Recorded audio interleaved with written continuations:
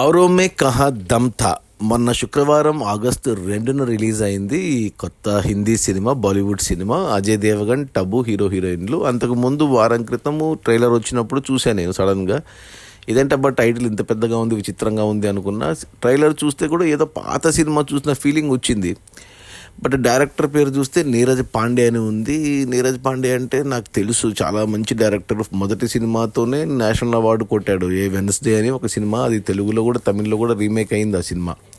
ఆ తర్వాత అతను స్పెషల్ చబ్బీస్ అని, బేబీ అని కామెడీ, లేకపోతే ఎంఎస్ ధోని స్టో సినిమా చాలామంది చూసే ఉంటారు. ఆ సినిమా డైరెక్టర్ కూడా అతనే. ఆ తర్వాత ఒక అయ్యారే అని ఒక ఫ్లాప్ పడింది.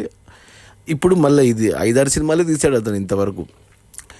సో బాగుంటుంది కదా నీరజ్ పాండే సినిమా అనుకున్నాను. సినిమా చూస్తే అదే పాత సినిమాలాగా కనిపించింది. బట్ యాక్చువల్గా సినిమా 2023లో షూటింగ్ జరిగింది. అంటే పోయిన సంవత్సరమే షూటింగ్ జరిగింది, ఫిబ్రవరిలో. డిసెంబర్ కల్లా షూటింగ్ అయిపోయింది. ఇప్పుడు ఆగస్టులో రిలీజ్ చేశారు. సినిమా చూస్తే 2 గంటల 15 నిమిషాలు ఉంది. అంటే ఈ సినిమా అంటే టైటిల్ అంటే ఔరోं में కహా దమ్ థా అని టైటిలే కొంచెం అంటే కొద్దిగా లెంతీగా, కొద్దిగా పాతకాలం లాగా విచిత్రంగా ఉండేసరికి అంత బజ్ లేదు. బట్ అజయ్ దేవగన్ మీద నాకు నమ్మకం. అజయ్ దేవగన్ సినిమాలు అంటే మొదట్లో కాదు, ఇప్పట్లో ఈ రోజుల్లో అతను చేసే సినిమాలు ఏదన్నా ఉంటేనే చేస్తాడని తెలుసు నాకు. ఈ ఇయర్ చూసుకుంటే మనకు ఆల్రెడీ శైతాన్తో మంచి హిట్ కొట్టాడు, horror comedy, horror film. And తర్వాత మొన్న వచ్చిన Maidan biopic excellent cinema, but అది ఆడలేదు. But super cinema. ఇప్పుడు ఈ సినిమా ఇది వచ్చేసి ఈ 2 గంటల 15 నిమిషాల సినిమాలు అంటే ఎంత పొయటిక్గా ఉందంటే సినిమా అసలు ఎక్స్పెక్ట్ చేయలేదు. నేను బోరింగ్గా ఉంటుంది అనుకున్నా, కానీ చాలా పొయిటిక్గా తీసి ఈ రోజుల్లో అసలు ఇలాంటి సినిమాలు తీయడం నిజంగా గ్రేట్ అని చెప్పాలి. 100 కోట్ల బడ్జెట్లో తీశారు, బట్ కలెక్షన్స్ లేవు. ఇప్పటి వరకు 10 కోట్లు కూడా రాలేదు ఈ సినిమాకు. సో కమర్షియల్గా ఫెయిల్ అయింది బాక్స్ ఆఫీస్ దగ్గర. కానీ సినిమా అయితే నేను బాగుండదు అన్న దృష్టిలో చూస్తే నాకైతే సినిమా నచ్చింది. ఇది ఎందుకు నచ్చింది అంటే అంటే మాటలు, ఎస్పెషల్లీ డైలాగ్స్ కానీ అంటే నీట్గా ఉంది సినిమా అసలు. అంటే simple point, simple love story, మెచ్యూర్డ్గా చూపించారు. మెచ్యూర్డ్ లవ్ స్టోరీగా చూపించారు. రీసెంట్గా ఇలాంటిది ఒక సినిమా చూసాను నేను, సైడ్ ఏ సైడ్ బి అని. కన్నడ, అది పేరు గుర్తు రావట్లేదు. సైడ్ ఏ సైడ్ బి మాత్రం గుర్తు.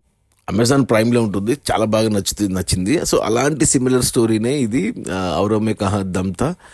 అంటే దీంట్లో ఏం చేశారంటే యంగ్ ఏజ్ అంటే 20 ఏళ్ల క్రితం ఉన్న యాక్టర్లు వేరే పెట్టారు. అంటే యంగ్ అజయ్ దేవగన్గా ఎవరో కొత్త హీరో అతను.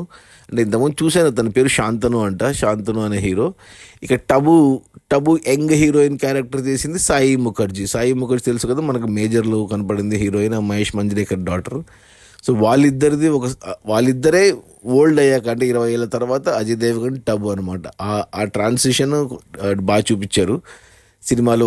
అంటే ఒక సీను యంగ్గా ఉన్న సీన్ ఒకటి, ఓల్డ్గా ఉన్నప్పుడు ఇంకో సీను, యంగ్గా ఉన్నప్పుడు ఒక సీను, ఓల్డ్గా ఉన్నప్పుడు ఒక సీన్. అలా ఫస్ట్ హాఫ్ అంతా నీట్గా ప్లెజెంట్గా వెళ్ళింది. చాలా మటుకు సీన్లు జైల్లో ఉన్నాయి ప్రజెంట్వి.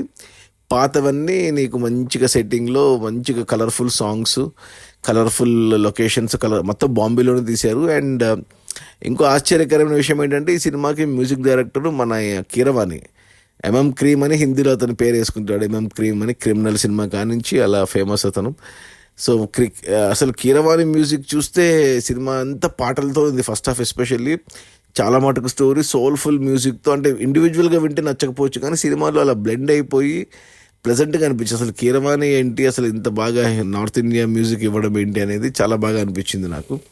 మంచిగా అనిపించింది నాకు. ఈ నలుగురు main, Tabu, Ajay Devgn and young Ajay దేవగన్గా చేసిన శాంతను అండ్ యంగ్ టబుగా చేసిన సాయి మంజరి, ఈ నలుగురు కాకుండా ఇంకో క్యారెక్టర్ ఉంది జిమ్మీ షేర్గిల్ చాలామంది తెలిసే ఉంటుంది. అతను కూడా మంచిగా కొద్దిసేపు ఉన్న బాగుంది. ప్లస్ మన సయాజీ షిండే కూడా గెస్ట్ రోల్ లాగా ఉంది. ఇంకొక ఫ్రెండ్ క్యారెక్టర్ ఉంది, హీరో ఫ్రెండ్ క్యారెక్టర్ అతను. అంతే సినిమా మొత్తం ఇదే నైస్ అంటే మెచ్యూర్డ్గా అనిపించింది. అంటే నాకు తెలిసి ఈ సినిమా కూడా ఒక 40+ వాళ్ళకి నచ్చుతుంది బాగా. 40+ ఏజ్ గ్రూప్ వాళ్ళకి, అంటే 40+కి అంతా ఆల్మోస్ట్ జీవితాన్ని చూసేసి ఉంటారు. ఆ మెచ్యూరిటీ లెవెల్స్ బాగా పెరిగి ఉంటాయి కాబట్టి వాళ్ళు బాగా కనెక్ట్ అవుతారు. అందుకే నేను కనెక్ట్ అయ్యాను ఈ సినిమాకి, నాకు నచ్చింది.